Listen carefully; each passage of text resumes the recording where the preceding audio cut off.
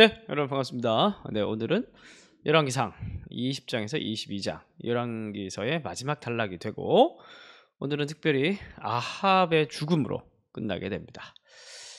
네, 오늘은 세 개의 전투가 나와요. 세 개의 전투가 나오고, 그리고 이 세 개의 전투 중에서 두 번 이겨요. 아합이, 북이스라엘 왕 아합이 두 번 이기고, 마지막 세 번째 전투 때 지고 죽습니다. 그리고 이제 이 세 개의 전투 사이에 아주 중요한 메시지 하나, 스토리 하나가 들어가 있어요. 그걸 통해서 아합이 근본적인 죄가 무엇인지, 무엇을 근본적으로 이 아합 왕은 뭘 잘못했는지, 그리고 이 전체적인 아합 스토리를 통해서 우리가 결론적으로 적용해야 될 건 뭔지 한번 정리해 보도록 하겠습니다. 먼저 1차 전투는 사마리아 전투입니다. 자, 20장 보시면은 이야기를 쭉 읽어 보시면 그렇게 이해하기가 어렵지 않아요. 그래서 제가 잠깐 설명드리면은 여러분들이 성경 보시기에 읽기에 좀 더 편하시겠죠? 20장 1절로 아람의 베나닷 왕이 군대를 모아서 쳐들어오려고 합니다. 이 베나닷 아람은 어딘지 아시죠? 다메섹을 수도로 하고 있어요. 북이스라엘, 남유다. 그리고 이 북이스라엘 위쪽에 위치한 동네가 다메섹입니다. 다메섹, 거기를 수도로 한 북쪽 신흥 강국이라고 볼 수가 있죠. 거기 아람인데, 이 아람도 딱 이 시기에 좀 번성했다가 나중에 메소포타미아에 이제 아시리아가 발흥을 해서 쳐들어와서 멸망시키기 전까지 아마 720년 정도에 아마 멸망을 할 겁니다. 그때 멸망할 때까지 쭉 이제 힘을 유지를 합니다.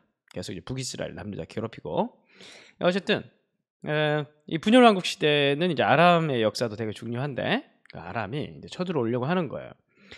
내가 너 이제 쳐들어가려고 하는데 조공 바치면 없던 걸로 해주겠다, 이렇게 얘기를 하는 거예요. 3절에.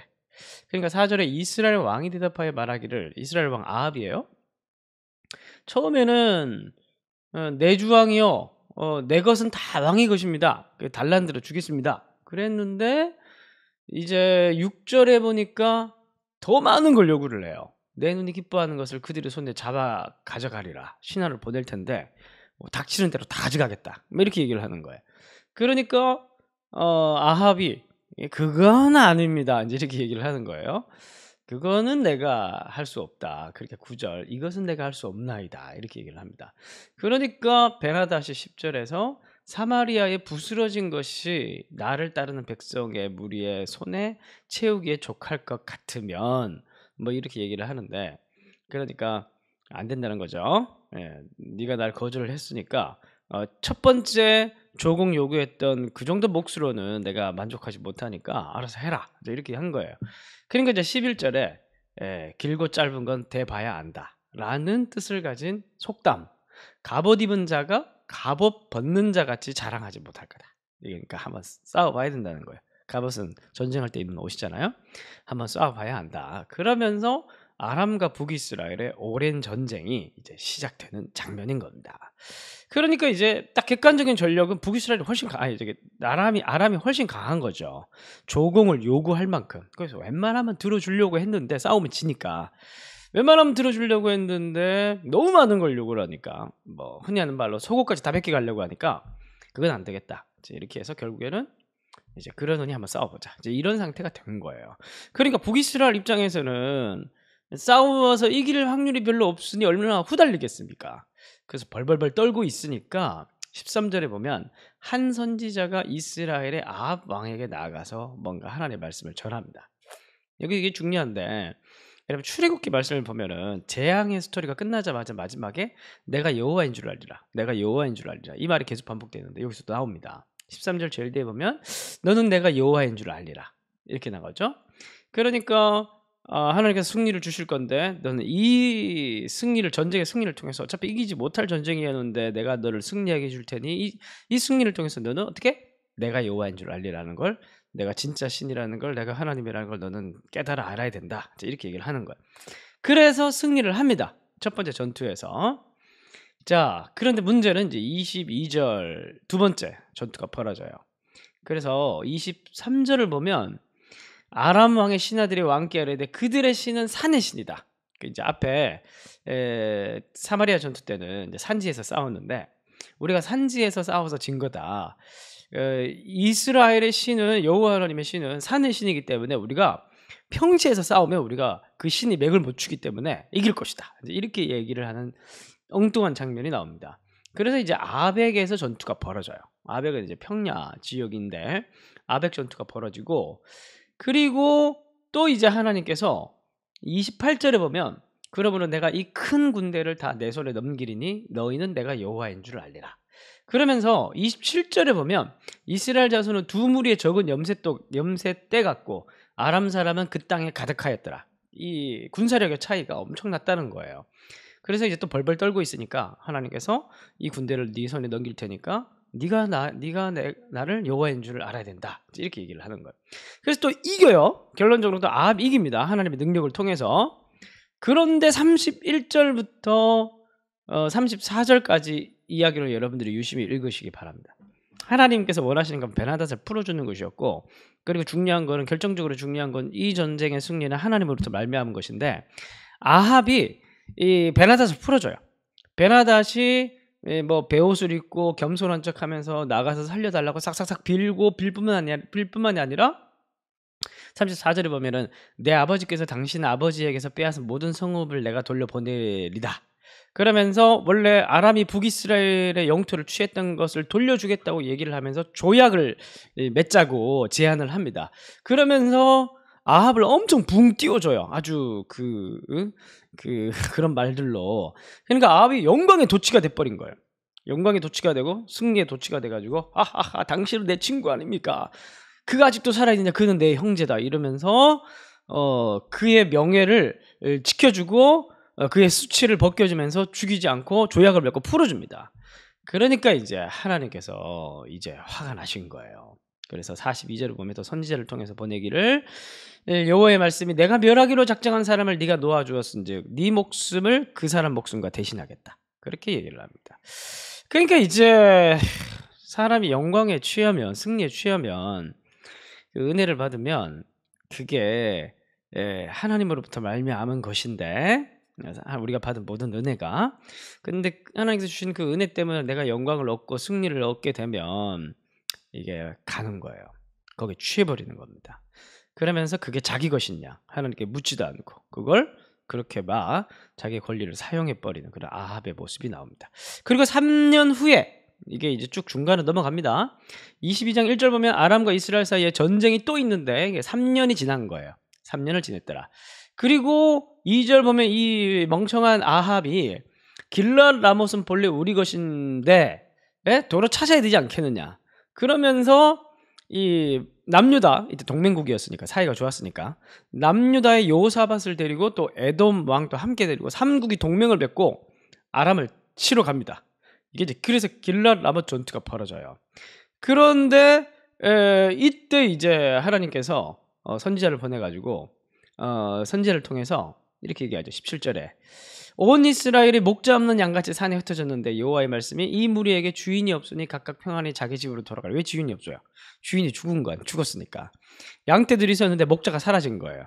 아합이 죽는다는 그런 예언인 겁니다. 그래가지고 이 길랏 라못 전투에서 아합이 자기가 이 예언의 말씀을 믿지도 않았지만 혹시 몰라서 변장을 내서 전투에 참여를 합니다. 장군이 아니라 왕이 아니라 병사의 복장을 하고 들어갑니다. 근데 무심코 누군가 쓴 화살이 그 갑옷과 갑옷 사이에 박혀가지고 전사를 하게 돼요.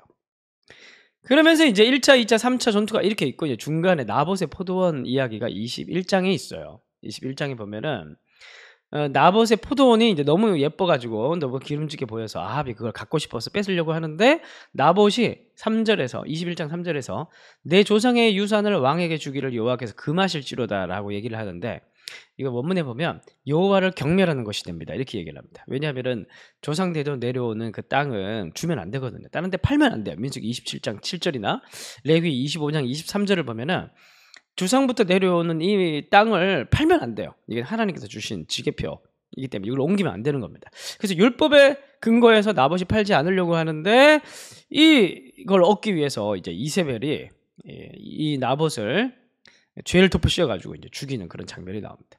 그러면서 이제 하나님께서 엄청 분노를 하셔요. 엄청 분노를 하셔가지고 몇 절을 보시냐면은 막 쏟아붓습니다. 이렇게 분노하는 장면이 참 드물어요.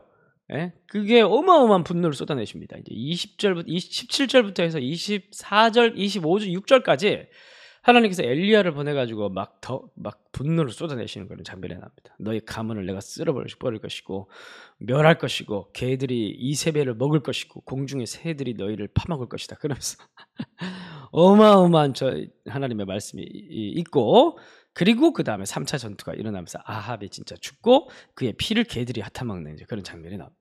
하나님의 말씀은 그렇게 반드시 성취가 되는 거예요. 그래서 오늘 말씀의 핵심 구절을 보면 37절을 보시면 22장 37절을 보시면 왕이 이미 죽음에 그의 시체를 메어 사마리아 이르러 왕을 사마리아에 장사하니라. 그 병거를 사마리아 못에서 씻음에 개들이 그의 피를 핥았으니 여호와께서 하신 말씀과 같이 되었더라. 거기는 창기들이 목욕하는 곳이었더라. 마지막까지 수치를 당하면서 아합은 죽게 됩니다. 사실 보면은 아합은 기회를 많이 얻었죠. 그리고 하나님께서 이 승리와 영광을 통해서 이 모든 은혜가 나로부터 말미암은, 그래서 이 은혜를 주신 이유가 내가 진짜 여호와이고 내가 정말 너의 신이라는 거, 너의 주라는 걸, 내가 유일한 신이라는 것을 하나님께서 알게 만들려고 그 영광과 은혜를 주셨는데, 근데 오히려 거기에 취해버리고, 그리고 나중에는 나봇을, 율법을 지키려고 하는 나봇을 자기 욕심 때문에 죽이는, 죄를 덮어씌워 죽이는 그런 악한 일을 저지르게 되었던 겁니다. 오늘의 결론과 적용입니다. 내 꼬락서니가 이래도 그간 은혜 주신 게 얼만데 조금만 편하면 얼마나 쉽게 잊어버리는 게 아합이고 또 오늘 우리의 모습인지 다시 한 번 더 우리가 아합의 모습을 통해서 우리를 좀 돌아볼 수 있었으면 좋겠습니다. 여러분, 우연은 없습니다.